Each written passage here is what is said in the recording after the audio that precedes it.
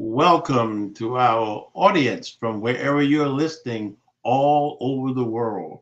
Some of you are in the Philippines, some of you in Dominican Republic, some of you in Jamaica, some of you in Canada. And to our audience in the United States, welcome to the Revival Hope Global Outreach Ministry program presentation of My Mess Became My Message with our host and presenter, Dr.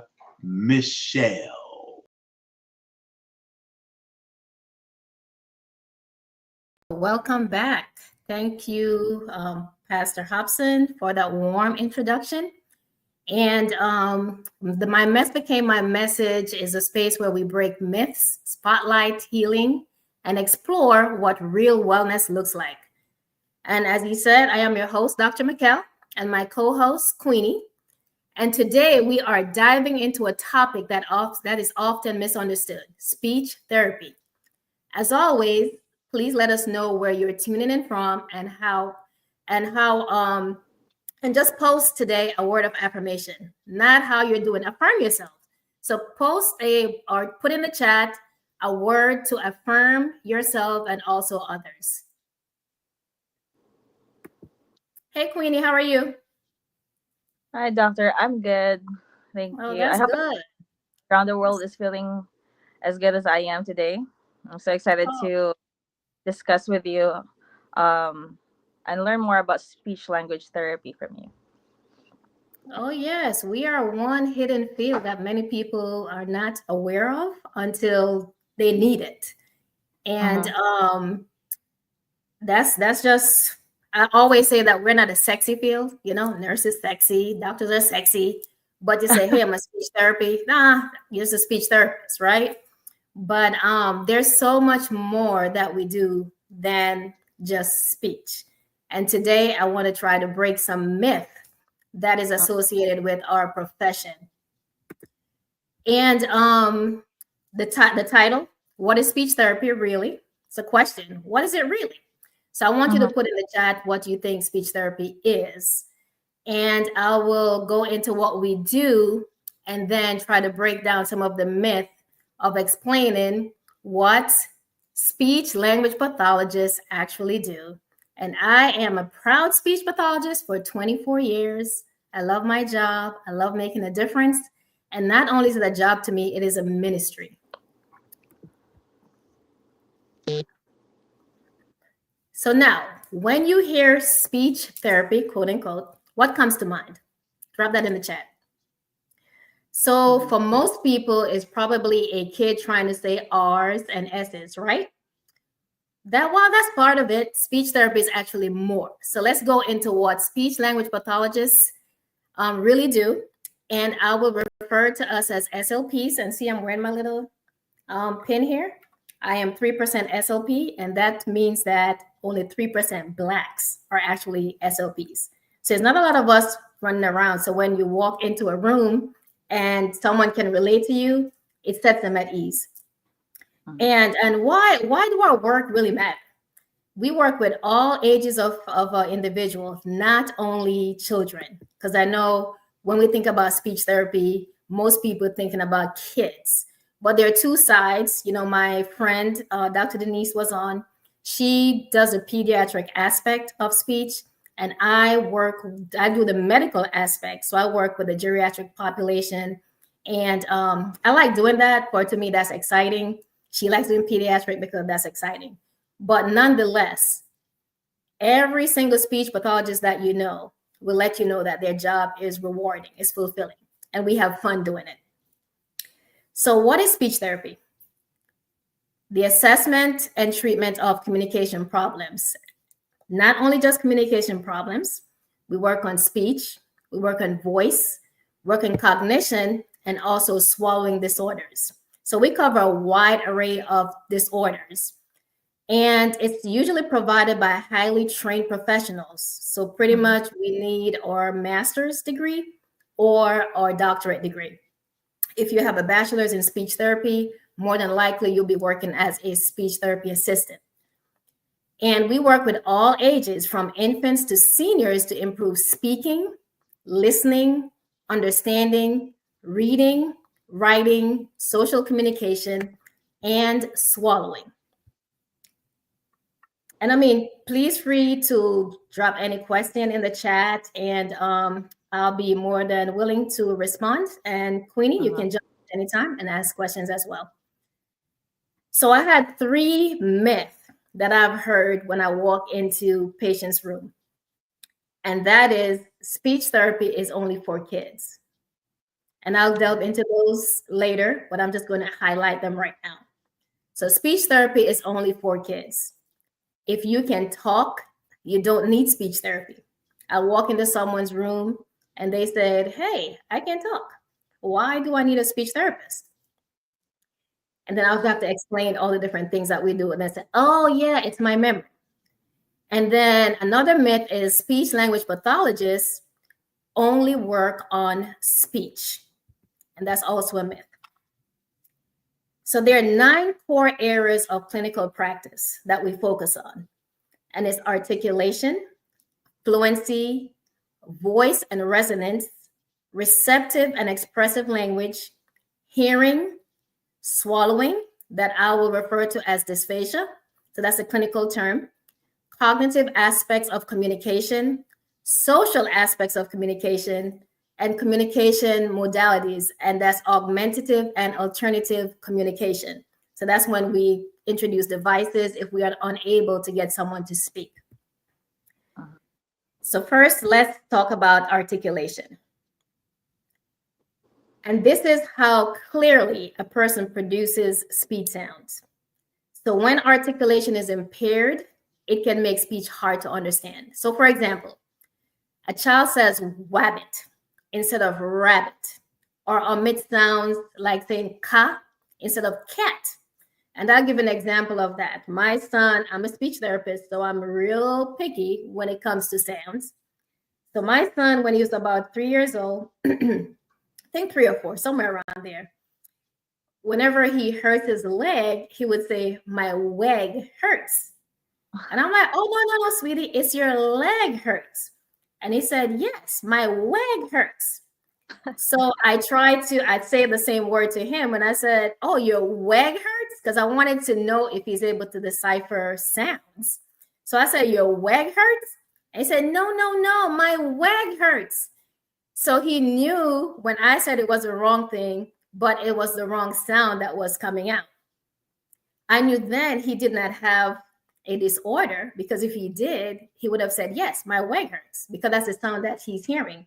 So normally kids with disorder, they're not able to decipher the difference between the sounds. So that's the reason why a speech language pathologist would come in and help them with those sounds. And there's also includes issues with lisping. When my son was 2 years old, he had a lisp. Thank God we worked on that, and he's doing a whole lot better. Or mispronouncing sounds such as R or S. And those are 2 of the big sounds that are usually misarticulated in lisping. So what we do as SLPs, we help individuals learn the correct movements of the mouth. So for my son, when he had the lisp, I would tell him to keep the snake in the cage, which is your tongue. So you close your teeth and produce that sound.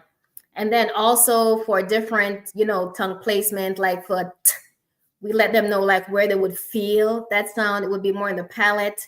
For like an F, we know, okay, your lip, you're gonna blow through your lips. So that's one of the things that we teach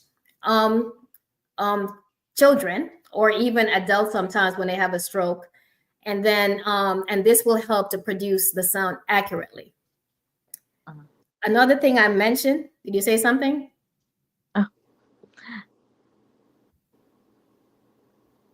Were you saying something? No. Okay. So another thing that we work on is fluency. And that is the flow, smoothness, and timing of speech. Problems with fluency include stuttering. And that's you repeating sounds, prolongations, or blocks. So a person may say, or woo, woo, woo, woo, before they can actually get that word out. And then prolongation is you keep saying the same thing over and over before you can actually get the word out. And then they may have blocks where they have to stop and regroup and then say the word. I give an example. We were in New York, we're in Times Square, and my daughter saw this young guy. He was selling hats that said, New York City. So she wanted one of those, and we went over to ask the prices. And it literally took him like about 2 minutes just to say $2 because he had a bad stutter.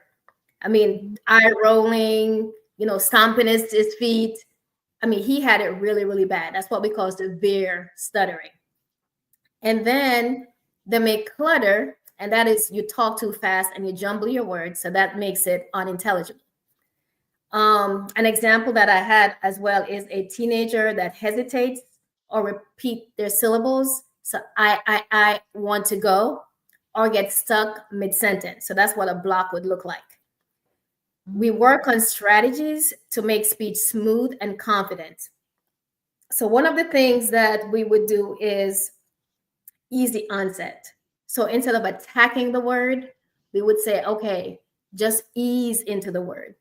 We also work on breathing techniques and relaxation techniques, because a lot of times when you stutter, you may be tense. And then we work on metronome. So sometimes we have them tap, or just count in their head just to help to decrease the speech rate. Another thing is voice and resonance. So we focus on how we voice sounds. So how sounds resonate through the mouth and the nose.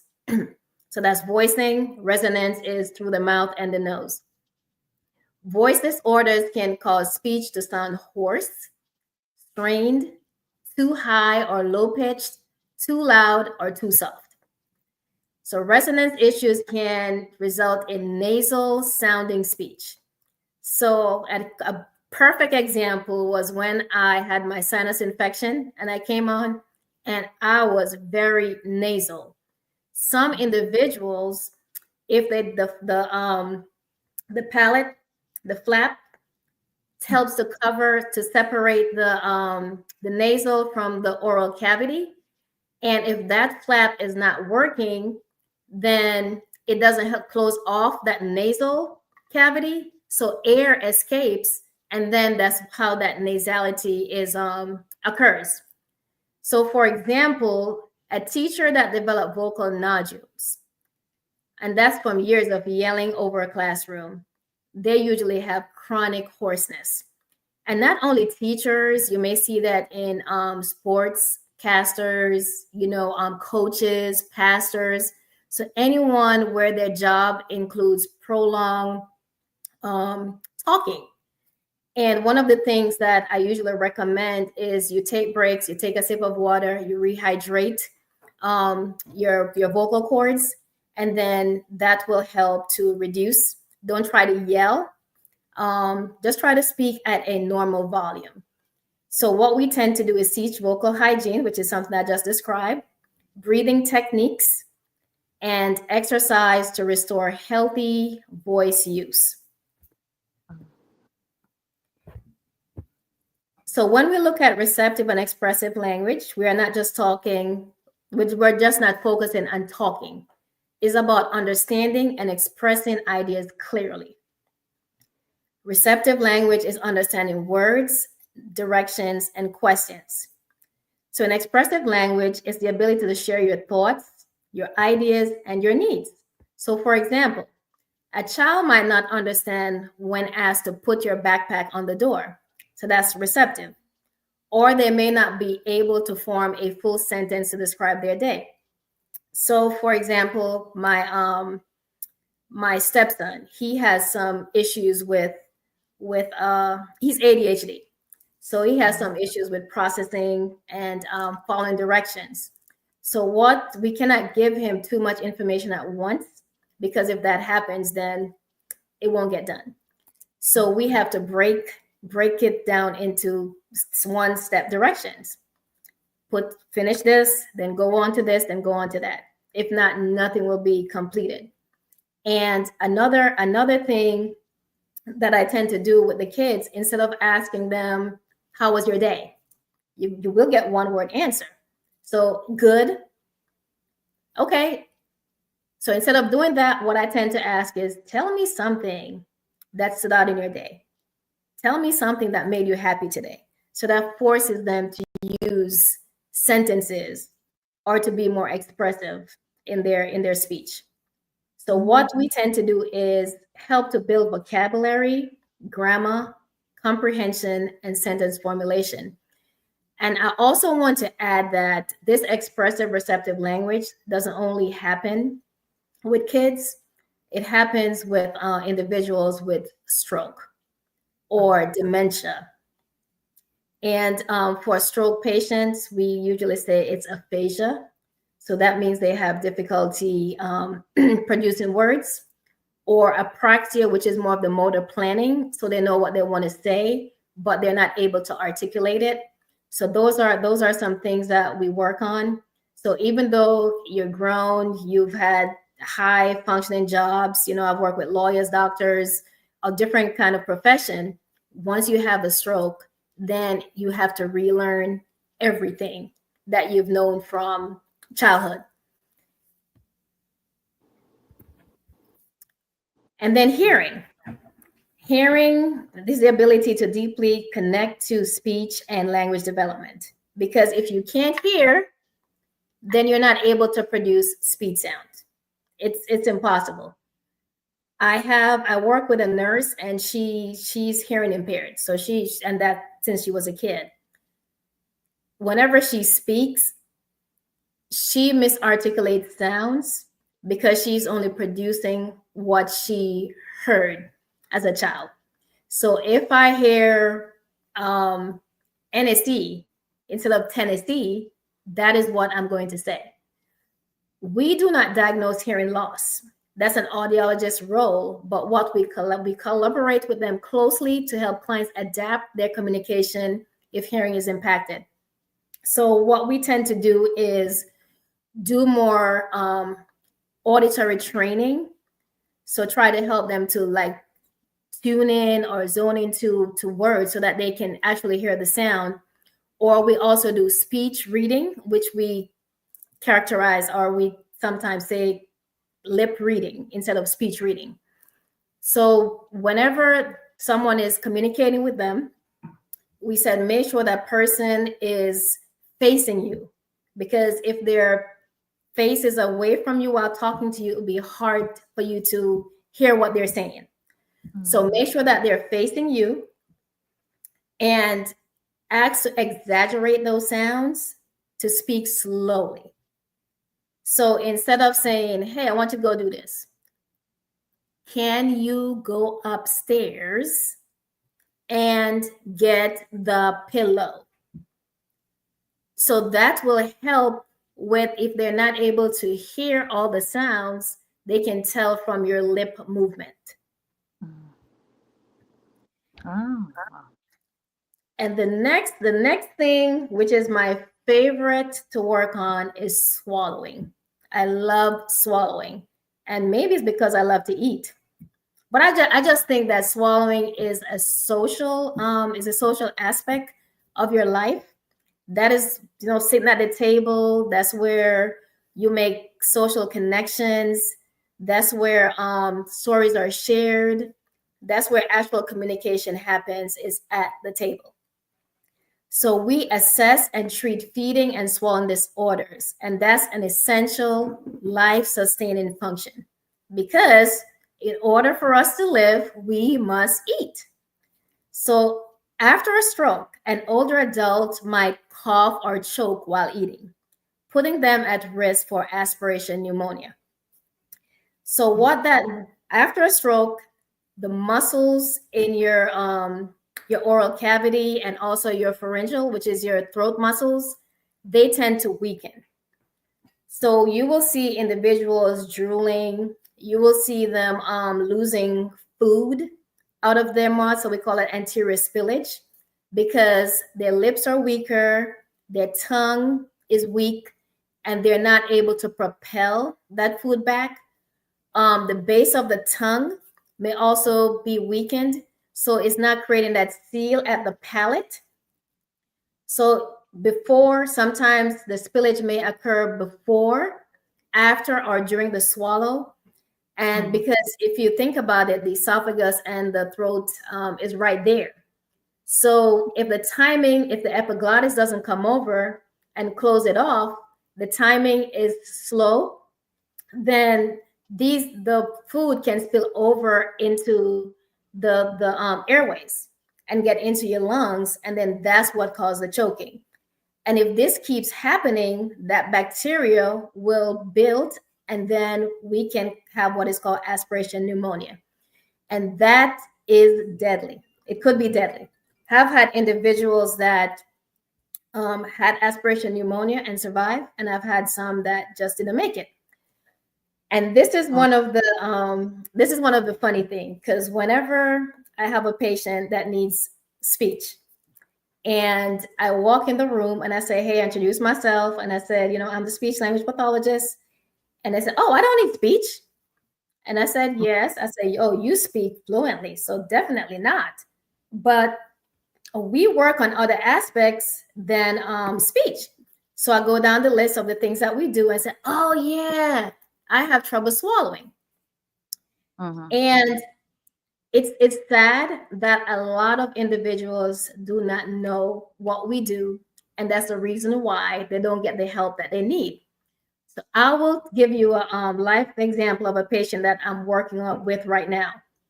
So he had esophageal cancer. He had his surgery, and after that, after radiation, he had bouts of radiation. Now he cannot eat. So what do? They suck a G tube in him, and he's had it for 2 years. Mhm. So he went 2 years with his quality of life decrease because his doctor did not refer him to a speech language pathologist. Oh no. He lived in Ohio, so he and his wife moved here to Tennessee. When our home health agency went in to admit him and said, "Oh, I think that you would do well with a speech pathologist," and he said, "What's that? Who is that? I've never heard of a speech language pathologist." So she went ahead to explain that, hey, she can help you to eat again. And she was like, "Well, if that person can help me to eat again, you need to send them." Yeah. So I was on vacation, so another speech pathologist went and saw him and literally told him that he probably, it's been 2 years, he probably won't ever eat again. So of course he was downtrodden. Like, okay, he had all hopes that this person was going to help him eat again. Mhm. So anyway, he was certified for 60 days, came back, went in, redid my assessment. And I told him, I said, "Yeah, there's a possibility that you'll be able to eat again." I said, "It's been 2 years, your muscles are, weakened, because if you do not use those swollen muscles, because they're so tiny, in 3 days, they can atrophy. So that means they're weakened. And it's like you have to start over from ground zero. And he's gone 2 years without eating. So his Yeah. muscles were really weak. So I said, okay, what we're going to do some exercises and help to strengthen those muscles. And then after that, we'll try to introduce, food slowly. Yeah. And he was just like, "Oh, can you do that?"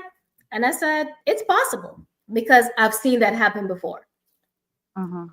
So I gave him, some exercises. He was very diligent. And that's the thing as well. If an individual is not diligent with completing their exercises, Mhm. then their recovery process is slim or will be slim. It Because is. if I'm going in once or twice a week, that's not enough, because we have 7 days in the week. So I always tell my patients, it's just like working out. You go to the gym, if you go once or twice, yeah, you may see improvement over time, but it's going to take a long time. But if you're Mhm. going 4 to 5 days, you will see improvement. Yeah. So this man said, "Okay, I want to eat again." That was his long-term goal, is to eat. So whatever it took short term, he was going to do it to get to his long-term goal. Well, that. Um, Go ahead. Well, I've had patients like that before, and I haven't really encountered a patient who had like a long term G tube, because usually it's contraindicated to have it for that long, especially if they're if they're able to be, if they have the ability to be able to swallow, if it's exercise properly, as you have said. And Mm-hmm. that's fascinating to me that it took him a while. Of course, it's gonna have to build up over time. Yeah. So yeah, that's wow, 2 years. Usually for Yes. us here, when I encounter patients who have had strokes, like the 2 weeks would be the maximum amount to have the G tube, and doctors would try to refer to a pathologist, or like what they call this, try to exercise that so that we can remove the G tube eventually, because that's the main goal of the treatment. Yes. Yes. So usually after a stroke, but I think he was neglected because he had cancer and he was outpatient. So I think if he was in the hospital, then his likelihood of getting speech therapy would be greater. Because if you have a stroke, you go into the hospital, they're going to refer all therapies, PT, OT, and speech. So Mm-hmm. he would have had some kind of treatment then. But it's been, I want to say it's been about 4 months that we've been working. And, Uh-huh. and I'm proud to say he still has his G tube in, but he's eating at least one meal a day. Oh, And that's he's good. eating it very well. The only reason why he's not doing 3 meals is because his appetite. He does not have an appetite. The rest, the what you call it, not the chemo, but the radiation has Uh-huh. pretty much burnt his taste buds. So food does not taste right to him anymore. Nothing is really appetizing. So pretty much he eats breakfast all the time.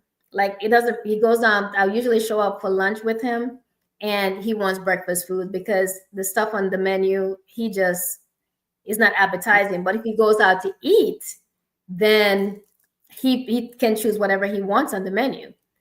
The menu in the assisted living is very limited. Mm-hmm. But I saw him on Monday and his wife was just tearing up. And she came over to me and she said, "You are so good for him." He said, "You have given him quality of life back." And as a professional, you know what that does for you? Yeah. It's to know that, oh, I can take someone from ground zero to 90% just so that they can function, they can socialize. Because now he can go to the restaurant with his grandkids, his daughter. He was telling me that he had this whole thing planned out for Mother's Day, and it's just like he was looking forward to going out and eat. So that's why I'm Wow. saying it's very important. Like that's why swallowing to me is very important. It is. And for me, like cognition, I like doing cognition. But a lot of times you're working with individuals that already have dementia, has a stroke, so they're already low functioning. So a lot of Mm-hmm. times they're not going to get back to their optimal potential. But swallowing is something that you can take someone from ground zero to 100%. So what we tend to do is recommend diet modifications. So if a person is still choking with thin liquids, we would do thickened liquids. And there are 3 different consistencies. So we have nectar consistency, we have honey, and just like it says honey, it's as thick as honey. And then we have pudding. Pudding is least recommended because to me, it's like eating applesauce. So if we don't have to do pudding, we don't. We just don't do that recommendation. I think in my whole career, I probably have preferred that probably 2 or 3 times. It's not something that I do frequently. And Mm-hmm. then if we're not able to get them back to eating, that's when we go NPO. So nothing by mouth. And I can say the only time I've done that if I know that someone is dying, it's gonna literally die if they put food in their mouth. I haven't done that a lot over the 24 years of my profession. And we also teach swallowing techniques to prevent complications. And of course, we do the exercises. And on the market now, they have Vital Stim. So it's an electrical stimulation. And this has been FDA approved since 2002. And I've been using it since 2005.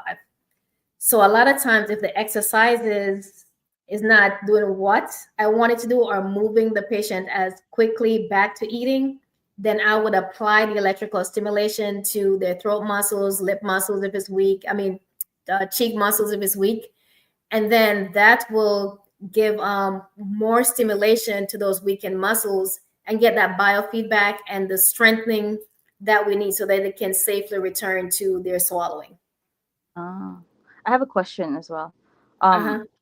If your therapy sessions usually just it's not every day, and I'm sure some of our listeners are listening and learning more about this, what can they do? What can their family members or parents do to help continue the progress while they're at home? I usually give home exercise program. So whatever I do in therapy, I have from day one or day two. Once I figure out what the patient is able to do, then I will set up a home exercise program. So I will write out everything step by step, what I want them to do so that they can continue at home. So I don't just leave them there and say, hey, figure it out. But I do set up a home exercise program. And like I said, I know who's completing these exercises versus who's not because of the way they're progressing. That's true. What are usually some exercises that are used to help the patient adapt?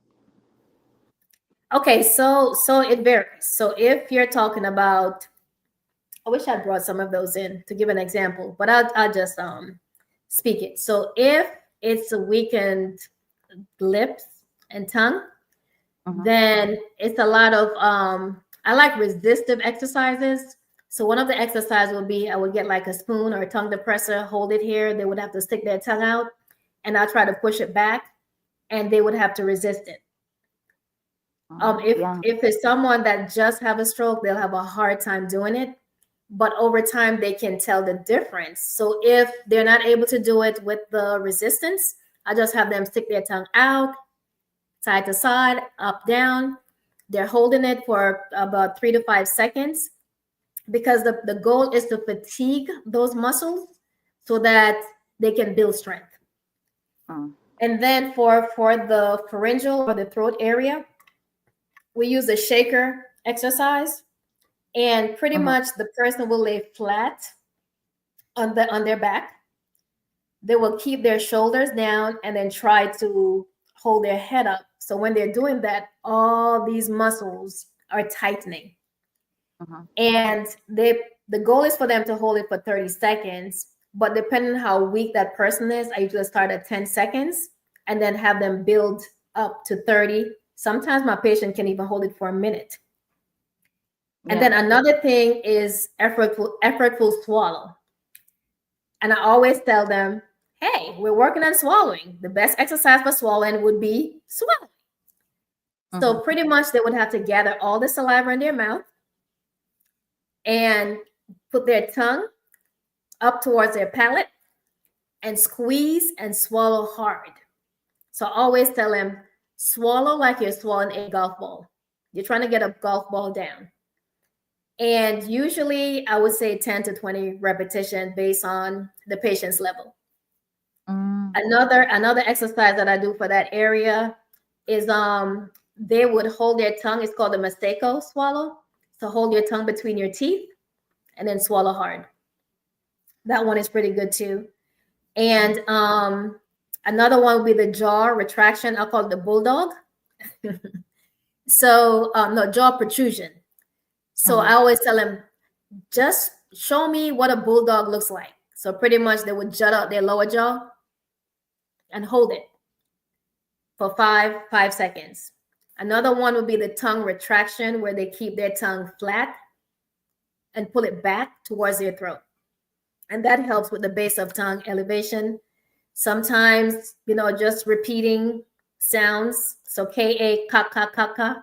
that works the back of your tongue, or we do ta ta ta ta that works the tip of your tongue, ga ga ga that's the back of the tongue. So it's a lot of exercises that we tend to incorporate depending on what muscles we're targeting. And a lot of times for the throat muscles, we're able to decipher those from a video swallow. So a lot of times, even after I do my assessment, I like to get a visual. So I would send them for a modified barium swallow, and then that will further tell us like what is going on. Are they pooling in their vallecular? Are they pooling in their piriform sinuses? When they're swallowing, is there things escaping? Because sometimes we can also have what is silent aspiration, and food and liquid can enter the airway, but they do not cough. And those are the ones that are real tricky, because a lot of times you don't know until they have pneumonia. So that's the reason why I like to get a visual. Okay, I deliver, I give you this food. I didn't hear any coughing, but based on my assessment, because I have a massa, we call it the man swallowing assessment that I use, and that usually gives me a score out of 200. And based on the score, I can say, okay, this person is swallow severe, it's moderate, it's mild, or it's normal. So based on that score, I know that, okay, is it more pharyngeal, which is the throat involvement, or is it more oral? So is it the lips, the tongue, the cheeks? Sometimes they have decreased sensation in the cheeks where they pocket foods. So based on my assessment, I can, determine what exercise to give. I see. Is that the same thing as well with or speech for like especially with children who have trouble with speaking or have stuttering issues, or we have a Yes. different. So with the speech, that would be a lot of oral motor exercises. So a lot of tongue, lips. So we'll tend to strengthen the back of the tongue, because those are the areas that you use to produce sound. The tip of your tongue, the back of your tongue, a lot of lip involvement. So yes, we'll do a lot of oral motor exercises.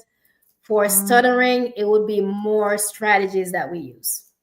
So I like I see. said, it'll be easy onset, like just ease into the word instead of going, like they'll be like, I, be like, I. That's why I work on breathing techniques. Sometimes take a breath and just ease into it. I see. What are some challenges though that you encounter um during in your line of work, whether it's with children or with adults?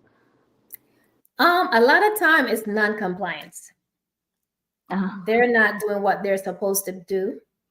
mhm. Sometimes they're not understanding what we do or the purpose of the exercises, because sometimes to them it's silly. I'm sticking my tongue out, I'm moving side to side. It's silly. I don't want to do that. So a lot of time it's non-compliance. Yeah, we deal a lot of that at the hospital as well. Like Mm-hmm. patients understand that it's for their own good, and usually either it's because they think it's silly or depression comes into play, and it's really hard to like try to help them understand. But Mm-hmm. each pathologist, how would you address that non-compliance for patients and children? Okay, so when I have a swallowing, so I'll just give an example of swallowing. So when I worked in a nursing home in rehab, I had a patient.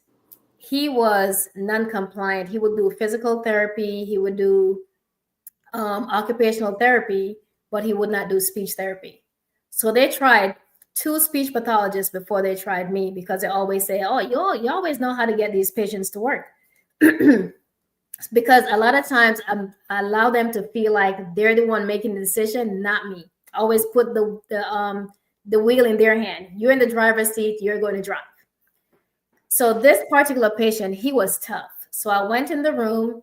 We were talking. I didn't introduce myself as a speech pathologist. We're just talking and getting a feel of how he's doing, how why is he here, all that stuff.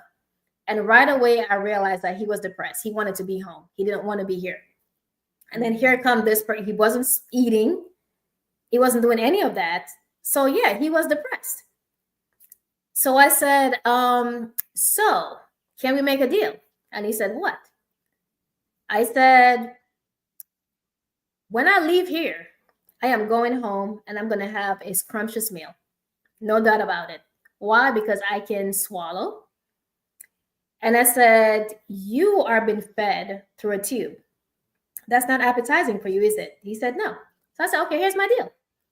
I said, you are going to, tomorrow, you're going to come down to the therapy gym. I'm not coming to your room. You're going to come down to the therapy gym and we're going to work together. And I promise you that you'll be able to eat. Wow. And he's, you know, he was like, what? So I said, yes. So I said, when I leave here, remember, I'm going home to eat. You're going to be fed through a tube. So you made that decision. And that morning, he was in the therapy gym before I even got to work. And everyone is like, what did you do? What did you say? Well, I told him that I'm going to eat regardless. He's not. So it's up to him to figure out what he wants to do. Fed through a tube, or does he want to eat by mouth? So he made that decision for himself. I want to eat by mouth, so I'm going to do this. And he was able to eat in a couple months. Well, you just that really doesn't made work for everyone, though. But that was a success. But for the most part, I think I have a lot of success with my patients. Wow, that's Even if I amazing. walk into the room and or into their home or whatever, wherever I go to see them, and initially they say, oh, I don't need speech. But after talking to them and after finishing my assessment, sometimes they need it, sometimes they don't. And the ones that don't need it, when I'm finished, and I said, well, you were right. You don't need to see me. Why? Why aren't you going to come back? I want you to come back. And I said, well, you don't need me. So yeah. So usually by the time I'm finished with them, they always want me to come back. Very few, like I said, just stays defiant. Yeah, that's the thing. If you like with when you say speech language pathologist, it's just they think it's of one thing, just about speech, and Exactly. other things that you actually do, and Exactly. them about what you do, it really helps them understand and see that, from their perspective, that they actually need what, your services. So Mm-hmm. usually happens when during a speech therapy session, what do you usually do whenever you sit down with a patient? Um, so usually you break the ice. So I'll go in, I'll introduce myself, and then just say, hey, tell me a little about yourself. Tell me why do you think you need speech therapy? Some of them, they know they had a stroke, they're not able to communicate. Some of them know, okay, I have a G tube, I can't swallow, or I'm coughing, choking. Others, they have no clue why they need speech therapy because cognitively they're not intact. And so after I break the ice, then I said, I'm going to do an assessment, whether it's cognitive, speech, or swallowing. And just to get a baseline, it's not pass or fail, because whenever they hear test, they're thinking that, oh my goodness, you're going to take me out of my home, or I'm not going to go home. And I said, it's not pass or fail. It's just for me to get a baseline to see what's going on, where you're at, and then to see how I can help you to get to where you want to be. And then a lot of times you're like, okay. And after I do the assessment based on their scores, so a lot of times for cognition, and that's the next thing I was going to talk about, I would give the slums, and pretty much it covers memory, problem solving, organization, so word finding, and orientation. So I will go through, it's like a 10 questions. I'll go through that and based on their score. So I always, when I get to the end, everyone wants to know, okay, what does my score mean? So I would explain from if you get a score from 1 to 20, that means you're in the dementia range. Oh my gosh, I have dementia. Nope, I do not diagnose dementia, but I do recommend further testing with the neurologist. And then they can decide whether or not you have dementia. So then that makes them comfortable because, oh no, this woman come in my house trying to diagnose me with dementia.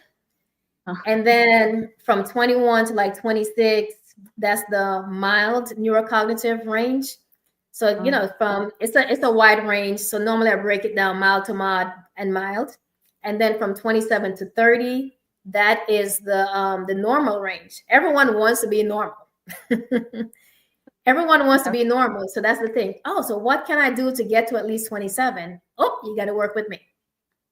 And Mm-hmm. then in 4 weeks, I'll retest you, and then we can compare the scores. Sometimes people go up, sometimes they stay the same, sometimes they decline, depending on the day and what's going on. Because I had a patient I discharged today. Her baseline when I did the assessment was a 22, but she has a lot of psychiatric issues, and she also has seizures, which impact your memory.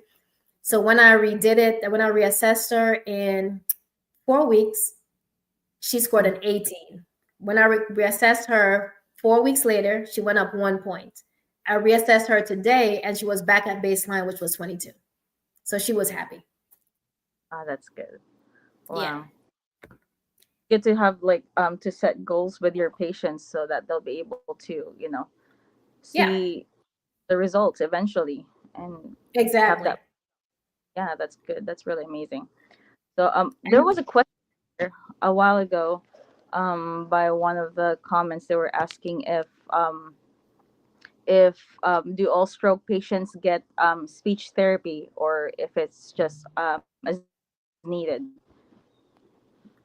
it depends on how severe the stroke is. Like if someone has, and it depends on what area of the brain is affected. So it depends on the severity and the area of the brain that's affected. Like I always say, language is going to be affected if the left side of the brain is affected. You probably have more memory and all that stuff if it's the right side, more spatial things. So no, not all patients require speech therapy after a stroke. A That's lot good. of times they will need some physical therapy just to help with strengthening, but not all of them warrant speech therapy. And another question here is does everyone who does not pronounce words properly need speech therapy? It depends on their age. And like I said, it also depends if they have a hearing loss. So I think up to age 5, like misarticulation on certain words is okay. But beyond that, then there is a problem somewhere. So definitely get them checked out by a speech pathologist. I see. So for me, I've encountered a lot of family members who have struggled with, especially if they're better, they're usually not sent to they're usually not staying longer in the hospital. They're sent home, and a lot Mhm. of our um, family members would usually ask like how they would help their patients. So do you know any support groups that you could recommend, or resources that those family members can find to be able to help their patients or their children?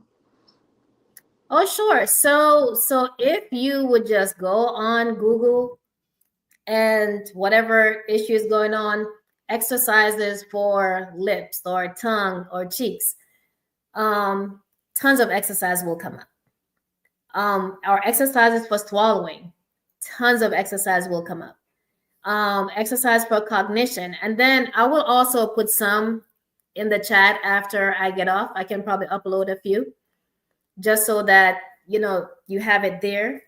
But definitely on Facebook, they have the stroke recovery groups. They have swallowing groups because I know a lot of people are on social media, so that would be easy access for them.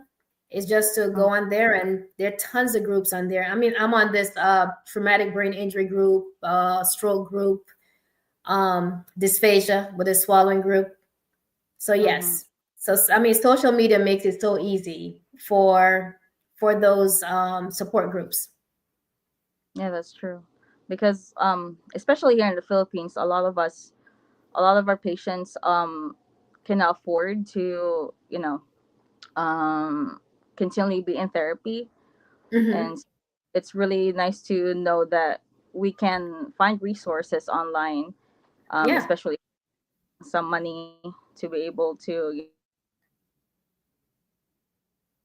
Yeah, there are tons of resources online. Okay, so I'm going to go into the cognitive aspects of communication. And I covered, yeah, I glazed over it earlier, that we covered thinking skills that support communication. There's memory, attention, problem solving, organization, and reasoning. An example, a person recovering from traumatic brain injury struggles to stay on topic or organize their thoughts. And we work on rebuilding these cognitive communication skills for everyday life and independence. And I gave the example of my patient with the cognitive issue following a stroke. And there's also social aspects of communication, and we call that pragmatics. So effective communication is not just about words, it's about knowing the social rules of communication. So for example, a child with autism may not understand personal space. So you're doing something and they will come right up under you trying to do the same thing.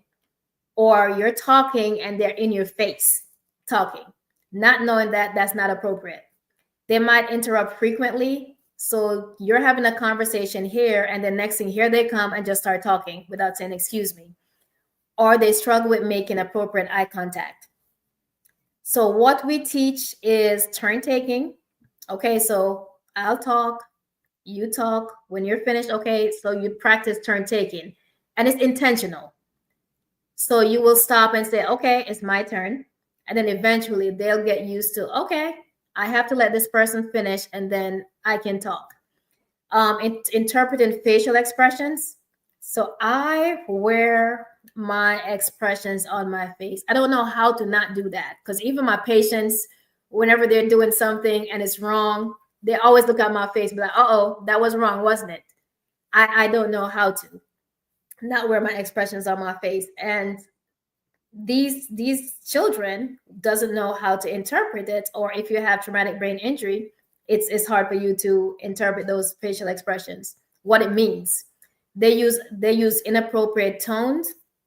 So pretty much they might be too loud and just make noise, and that's not normal, and it becomes irritating to whoever is in that atmosphere. They do not understand sarcasm or humor, so everything is taken personal. And then the last thing was the communication modalities, and that is when verbal communication is difficult or impossible. So pretty much is the last resort for us. This could be a low-tech device like picture boards, writing notes, or it could be a high-tech device, speech-generating devices or apps. And I will give an example of a patient that I just discharged. He's 35 years old, young guy. He's a paraplegic. He injured himself while he was wrestling, and he ended up having a stroke. So that affected his speech. So he wasn't able to express his wants or needs fluently. This again happened 2 years ago. And one of our nurses went in, saw this patient, and recommended him. I went in, I was able to get him a communication device. The mom, the caregiver, everyone is happy because now when he cannot say what he's trying to say, he can touch that icon and it can speak for him. So I inputted his whole history, what happened, what caused him to be paraplegic, all his medications, his diagnosis, everything about him, the restaurants that he liked to eat, places he liked to shop. He touched it. No one has to guess what he wants to do. It's right there. So some of the common myths about speech therapy that I mentioned earlier, I'm going to take a moment to break down a few of them. So one, speech therapy is only for kids. It is true that many children benefit from speech therapy, but based on what I said, adults need speech therapy just as much sometimes. So think about someone recovering from a stroke who suddenly can't find the words to speak clearly. An adult with Parkinson's disease who begins to experience slurred speech and difficulty swallowing. Then the SLP will help adults regain communication functions like memory and attention, even learning how to eat safely from rehabilitation to end-of-life care. Their support is often a game changer for adults and seniors. So we are needed by adults. Yeah. If you can talk, you don't need speech therapy. This one is sneaky. Just because someone can talk doesn't mean they're communicating effectively. They might struggle to find words, miss the point in conversation, so that's their processing, or have trouble expressing themselves under stress, aphasia. Like I said earlier, some people may speak fluently but can't understand what others are saying or having difficulty reading and writing. And that's usually occur in dementia as well. So SLP don't just work on how things sound, they support how communication flows. They help people feel understood and empowered, not just audible. And then the last one is SLPs only work on speech. Nope, not even close. Speech language pathologists are trained in swallowing therapy, which is critical for patients who've had stroke, cancer treatments, or neurological conditions such as dementia and Parkinson's. They help individuals relearn how to eat and drink safely, reducing choking risk, preventing aspiration pneumonia, and restoring a sense of normalcy and joy around meals. Oh wow. It's a So, mirage, wholesome therapy. yes, Wholesome. yes. Yep. So we address social skills, cognitive decline, voice therapy, and so SLP help these individuals not just to return to daily life, but to Mhm. thrive in it. So that's our job. We want people to have quality of life. So we're going to do whatever it takes to get them back to it. And I just want you all to know that we are a necessary component. Speech Mhm. pathologists, we are necessary. So a doctor cannot do what we do. Yeah. Just like That's how they refer you to a surgeon. So you Mhm. have individuals that have specific roles. That's our role. So Mhm. a doctor cannot return you back to normal swallowing. A doctor cannot help you talk better. So we are the ones that are more than happy to have you to return you back to your quality of life. So, in conclusion, I want to add that when most people think of speech therapy, they picture helping someone to talk better. But as we explore today, communication is complex, and so is the work of speech language pathologists. The big nine that I mentioned earlier reminds us that SLP don't just only help people speak, they help them connect, understand, express, think, socialize, eat, and live fully. From a toddler learning their first words to a senior relearning how to swallow safely after a stroke. Speech therapy touches every corner of life where communication and connection matters. Wow. Thank you So, so much for helping us understand. oh, absolutely, absolutely. And thanks for tuning in to My Mess Became My Message. If you found this information helpful, share it with someone who might need to hear it. And as always, let's keep learning, growing, healing, and talking about the things that matter. Stay connected, stay hopeful, and remember your voice, your mind, your story, they all matter. So please tune in next week as we delve into the topic misdiagnosis of dialect speakers. You do not want to miss it. Until next time, be safe and blessings.